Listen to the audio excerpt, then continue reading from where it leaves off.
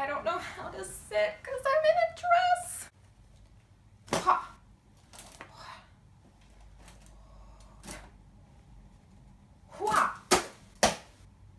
Hi guys, so we are returning to Avatar, Book 1, Water, Episode 4, Kyoshi Warrior Island.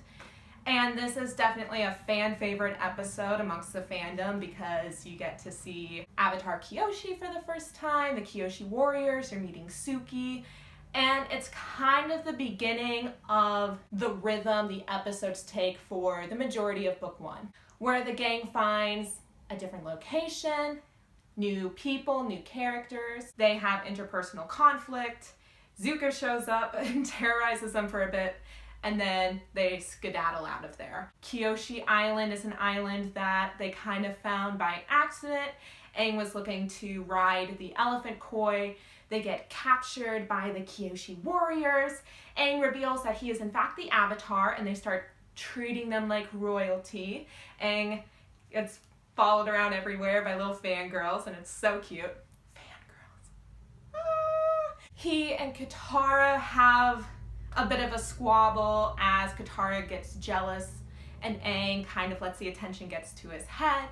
Zuko shows up, causes some chaos, and they are able to leave and also save the town that Zuko almost burnt down. There's a lot of fun animation in this episode. I mean, there always is. This series is really good with the use of perspective that animation allows you. There's this great part where Aang is riding the Zaki, I just watched it, I can't remember, but it's a giant snake ocean monster, and he's like riding its tentacles, whiskers, and he's swinging back and forth, and you see that perspective through the monster's mouth, which is really fun. And there's just little things like that that make the show really entertaining and such a joy to watch. This is also the episode where you definitely get the sense, if you had any doubts before, that Aang does in fact have a crush on Katara. He keeps trying to get her attention and she's distracted or she's working on something,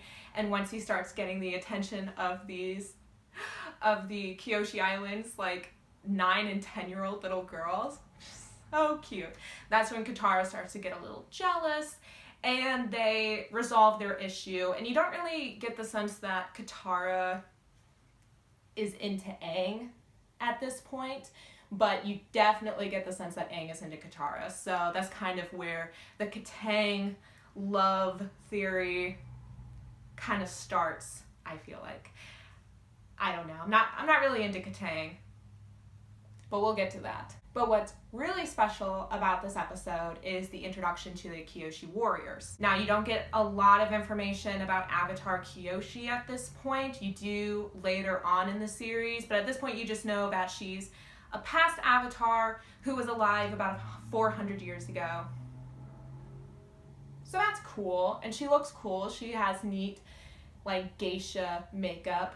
The current Kyoshi Warriors, who you really just get to know Suki, are really fun. Like I said, they're like geishas, but ninjas. It's awesome.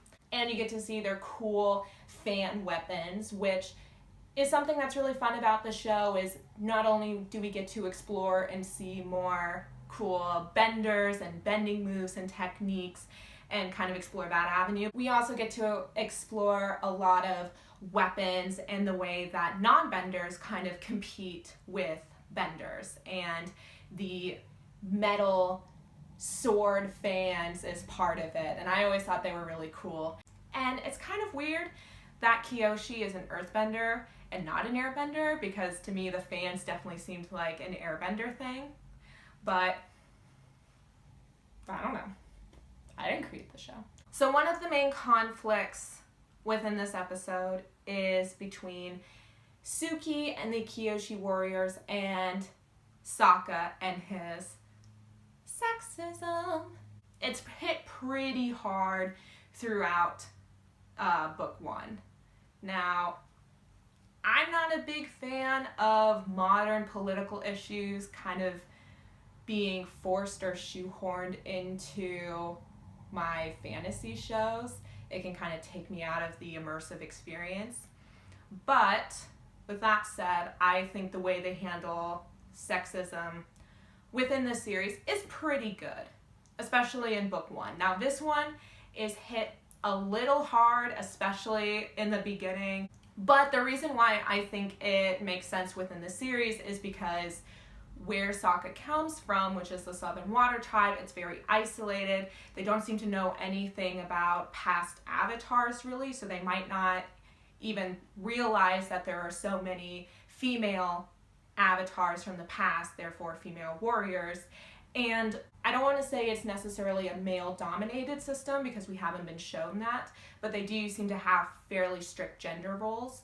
And the warriors and the fighters, that seems to be fall on the male side of things. And I think that also makes sense because there hasn't been a waterbender in a really long time. Katara's the first one to come around in a really long time in the Southern Water Tribes. And she's like 14 when we meet her. So even though bending is kind of a great neutralizer when it comes to warriors and fighting, if they haven't had that in a long time and they're isolated, it makes sense why the fighting and the warriors kind of fall on one side.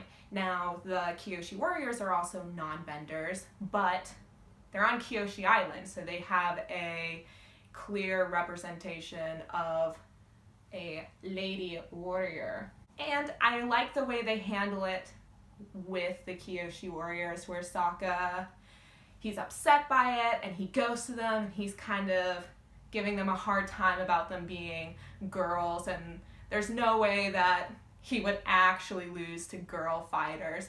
And rather than getting offended or huffy, they just kind of play it off and have some cute dance, which I love. And because ultimately when they do fight, they take him down, and they take him down in an embarrassing way. This episode also reinforces Sokka's character, kind of how he was in the pilot with Aang, where he didn't really like Aang, he didn't really trust Aang until Aang proved himself to be very loyal to his people and to his family. And then he was like, I'm wrong, we gotta save Aang. This is kind of a similar thing where he doesn't think girls can be warriors until he gets beaten up, and then he's like, okay, I was wrong, I was ignorant, and I want to learn because ultimately I want to be a good warrior too, and I'm not going to let my assumptions from earlier ruin my chance to become a better fighter. I always really liked the way they handled it, and there's that really cute line in there, which I think is adorable, where Sokka's like, I treated you like a girl when I should have treated you like a warrior. And Suki gives him a little kiss and is like, I'm a warrior, but I'm a girl too. I always really liked that because, I don't know, I always really liked that as a kid because it was something that I feel with a lot of female action stars where it's like, oh, to be an action person, you almost have to be not feminine. And I always liked how the Kyoshi Warriors were hyper feminine. I always thought that was cool. Zuko's a jerk as always. It's really fun when Zuko comes to Kyoshi Island and he's fighting the ninja girls, and he uses a lot of, I remember the voice actor for Zuko saying that they were kind of inspired by him because he was a break dancer, so they used some break dancing moves. I mean, it looks like break dancing, but with fire coming out of his limbs when he's fighting the Kyoshi Warriors, which I thought was really cool. And it still kind of showed the disparity between non-benders and benders, at least in this sense. Maybe more non-benders and firebenders, where you can only do so much, but fire is no joke. I completely forgot the part where they were leaving, and it seems like that's the end of the episode. Aang's pretty upset about the fact that they're running away, and so he jumps off of Appa and goes down and gets the ocean snake monster to put out the fire in the village. I thought that was pretty cool. It shows that Aang is kind of always willing to do what it takes to help others. Great protagonist. So we are slowly but surely making our way through book 1. I got my little DVD set and I'm done with disc 1. So we're going to be moving on to disc 2, which is exciting. I think it might be Imashu. It's going to be good. I really like book 1. So I hope to see you guys next time. Leave any comments below about the series, the Kyoshi Warriors, your thoughts on the way they use sexism in Avatar. And give it a like, give it a thumbs up, share it around if you want. And I will see you guys tomorrow. Bye!